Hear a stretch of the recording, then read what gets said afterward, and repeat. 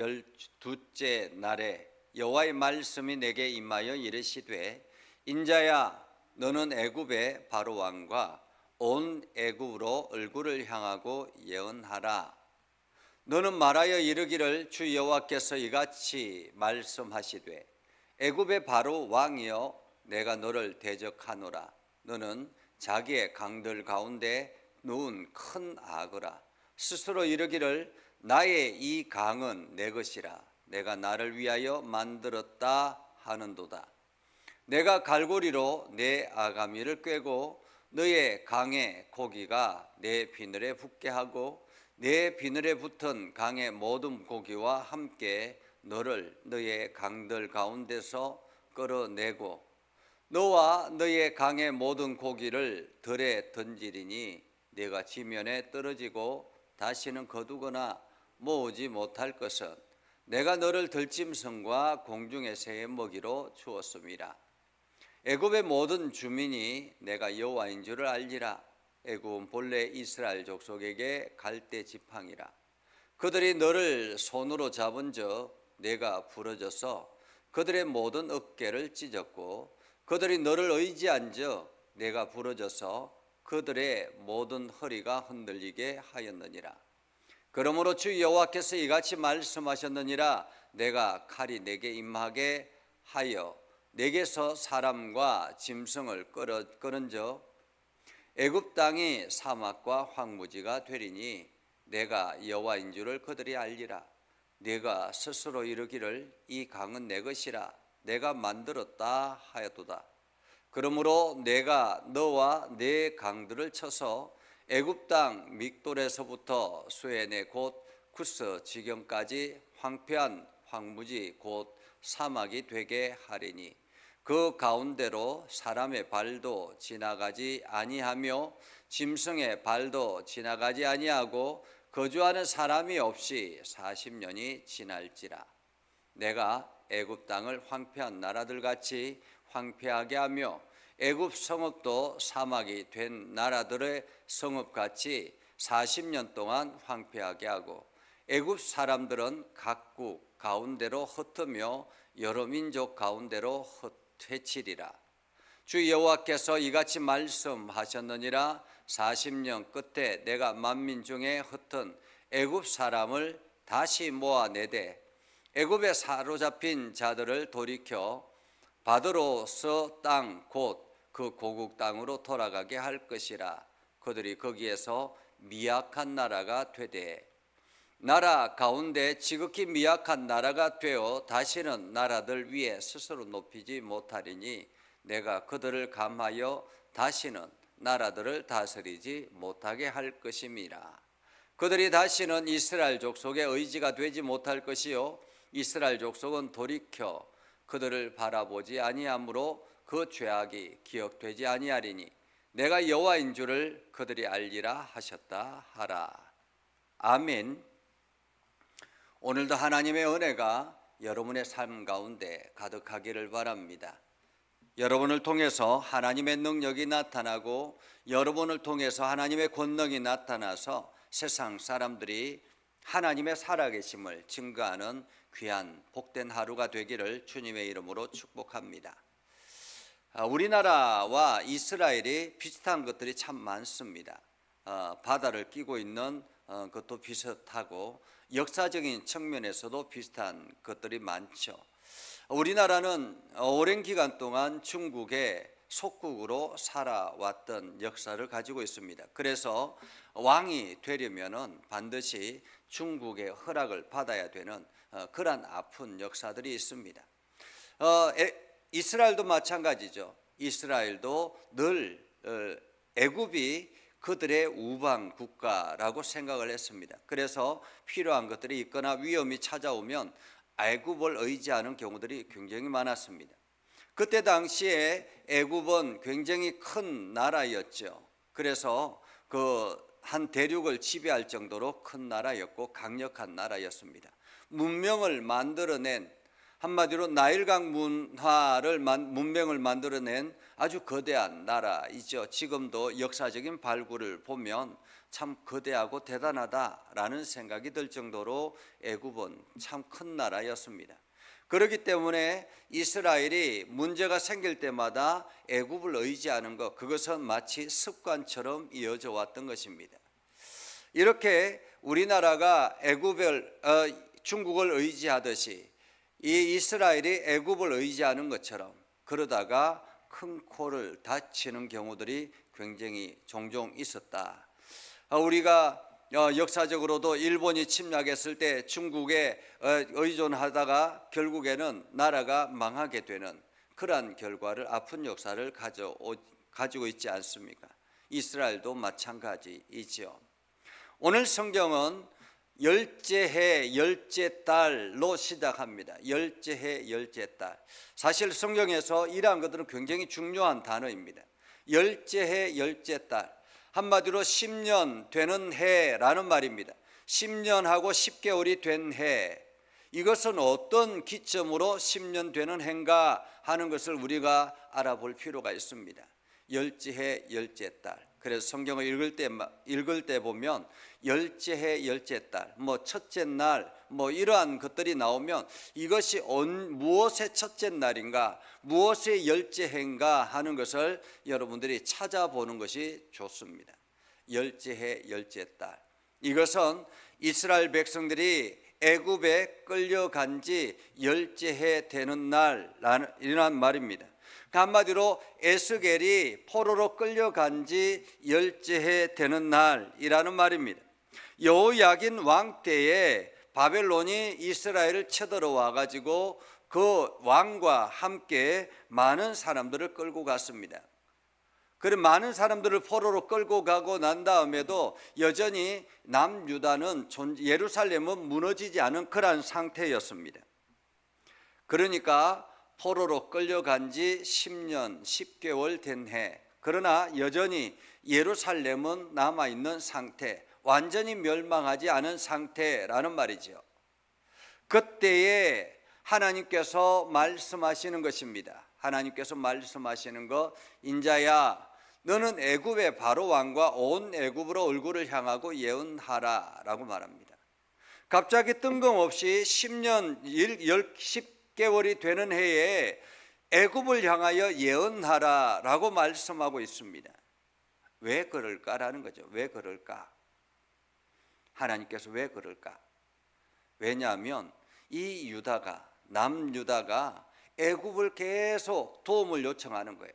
애굽이 자기들을 지켜줄 것이라고, 바벨론이 지금 예루살렘을 포위하고 있는데 우리가 조금 있으면 무너질 것 같은데 애굽 군대가 좀 와서 우리를 도와달라고 애굽만 계속 바라보고 있는 그 이스라엘을 향해서 하나님께서 하시는 말씀입니다. 예루살렘이 무너지고 예루살렘의 위기가 찾아와 있고 바벨론의 군대가 예루살렘을 포위하고 있는 상태, 그러한 가운데서 이 이스라엘 사람들은 애굽이 우리를 도와주면, 이 거대한 나라 애굽이 우리를 도와주면 이 바벨론을 이겨낼 수 있을 것이라는 그러한 꿈을 가지고 있었던 것입니다. 그렇기 때문에 애굽이 어떤 곳인가, 애굽은 어떤 사람인가 하는 것을 분명하게 말씀하시는 것이 오늘 본문의 이야기입니다. 자, 이스라엘이 의지하는 애굽, 그것은 어떤가? 너는 말하기를 주 여호와께서 이같이 말씀하시되 애굽의 바로 왕이여 내가 너를 대적하노라. 너는 자기의 강들 가운데 누운 큰 악어라. 스스로 이르기를 나의 이 강은 내 것이라. 여기서 강은 나일강을 말합니다. 애굽의 왕이 지금 강들 가운데 누운 큰 악어처럼, 우리가 동물의 왕국을 보면 늪에 포식자는 악어이죠. 그래서 이 악어가 주변의 이게 동물들을 먹고 물고기들을 먹어 삼키는 그러한 일들을 합니다. 그것처럼 나일강에서 이 악어처럼 이 바로왕이 누워서 있다라는 것입니다. 큰 악어라. 스스로 이르기를 나의 이 강은 내 것이라. 이 강은 내 것이라. 내가 나를 위하여 만들었다라고 교만하며 나아가는 것입니다. 그래서 하나님께서 뭐라고 말씀하십니까? 내가 갈고리로 내 아가미를 깨고 너의 강의 고기가 내 비늘에 붙게 하고 내 비늘에 붙은 강의 모든 고기와 함께 너를 너의 강들 가운데서 끌어내고, 하나님께서 그 나일강에서 자기가 왕인 것처럼 생각하는, 애굽에서 자기가 대단한 신인 것처럼 생각하는 그 바로 왕을 향해서 말하는 것입니다. 너를 아가미를 꿰고 강들 가운데서 끌어내겠다라고 말씀합니다. 너와 너의 강의 모든 고기를 들에 던지리니, 여기서 들은 광야를 말합니다. 황량한 광야. 네가 지면에 떨어지고 다시는 거두거나 모으지 못할 것은 내가 너를 들짐승과 공중의 새의 먹이로 주었습니다. 이것이 애굽의 최후가 될 것이다라는 거죠. 이스라엘이 그렇게 의지하려고 했던 애굽에 저렇게 최후를 맞이하게 될 것이다라는 것입니다. 애굽의 모든 주민이 내가 여호와인 줄을 알지라. 야, 하나님이 위대하시다. 왜냐하면 애굽의 바로 왕이 자기가 신인 것처럼, 지금도 역사적인 발굴을 보면 그 애굽의 여러 가지, 이집트의 여러 가지 신화들이 있지 않습니까? 그리고 그 신하들을 만드는 중심에는 바로 왕이 있습니다. 그 바로 왕이 마치 신인 것처럼 그렇게 표현되어져 있는 것을 보게 되죠. 그것처럼 애굽의 주민이 내가 여호와인 줄 알리라. 애굽은 본래 이스라엘 족속에게 갈대 지팡이라. 지팡이는 지팡인데 갈대 지팡이라는 것입니다. 갈대 지팡이는 무엇입니까? 금방 부러져 버리는 지팡이라는 것입니다. 사실 이스라엘이 처음에 애굽에 내려가서 이스라엘의 그 가족들, 요셉의 가족들, 그들이 애굽에서 잘 살았습니다. 보금자리처럼 그렇게 잘 살았습니다. 그리고는 그때부터 습관이 되어서 애굽이 자기들의 보금자리라고 생각했다라는 것입니다. 나중에 탈출해 나와서 한민족을 이루고 있음에도 불구하고 그 마음은 변하지 않더라라는 거죠. 그래서 그들이 너를 손으로 잡은 적 내가 부러져서 그들의 모든 어깨를 찢었고, 그들이 너를 의지한 적 네가 부러져서 그들의 모든 허리가 흔들리게 하였느니라. 그러므로 주 여호와께서 이같이 말씀하시니라. 내가 칼이 내게 임하게 하여 내게서 사람의 짐승을 끊은저.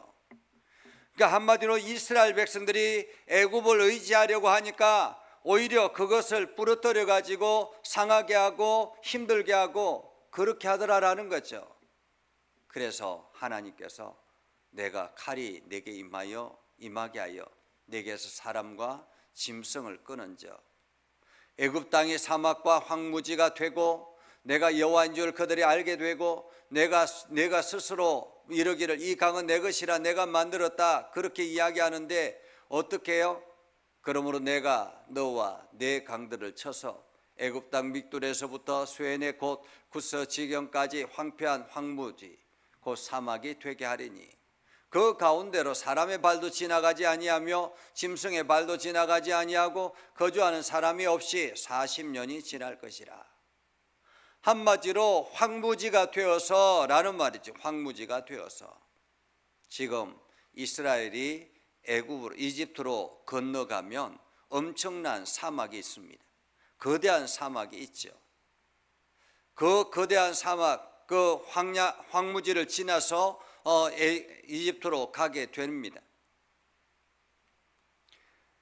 그렇게 애굽이 완전히 황무지가 되고 난 다음에 내가 애굽 땅을 황폐한 나라들 같이 황폐하게 하며 애굽 성읍도 사막이 된 나라들의 성읍같이 40년 동안 황폐하고 애굽 사람들은 그제서야 다시 하나님께서 모아서 민족으로 만들겠다라는 거죠.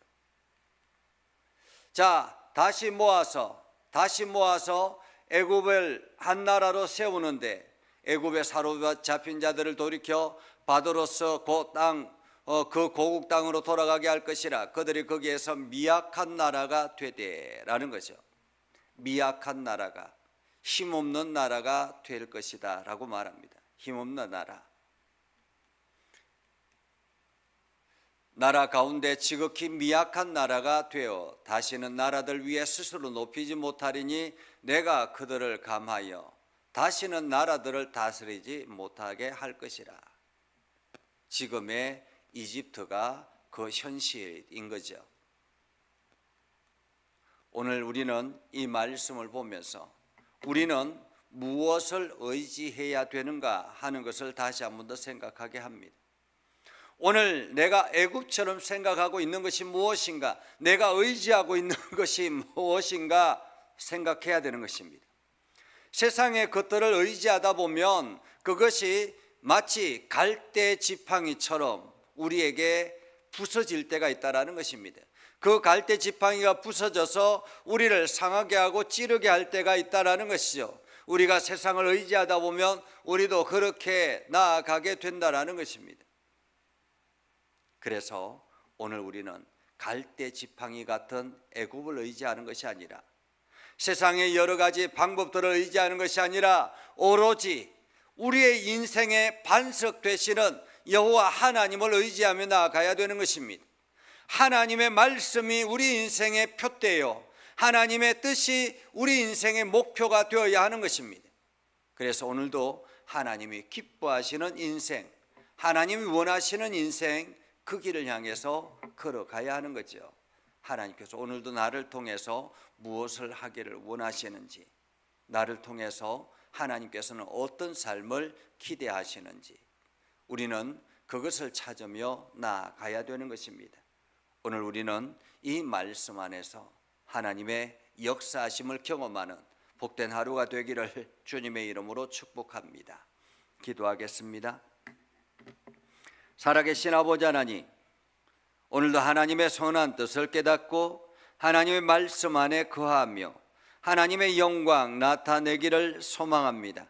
하나님, 오늘도 우리에게 말씀하여 주시고 깨닫게 하여 주시고 결단하게 하셔서 하나님의 위대하심을 온 땅에 증거하게 하여 주옵소서. 그래서 오늘도 세상이 하나님의 다스림 안에 있게 하여 주옵소서. 예수님의 이름으로 기도드립니다. 아멘. 이제는 우리 구주 예수 그리스도의 은혜와 하나님 아버지 극진하신 사랑과 성령님의 감화 감동, 역사 위로 교통하시며 은혜가 주님의 말씀 듣고 나아가는 믿음의 백성들 위해 하는 모든 일들 위해 영원토록 함께 하옵시기를 간절히 축원하옵나이다. 아멘.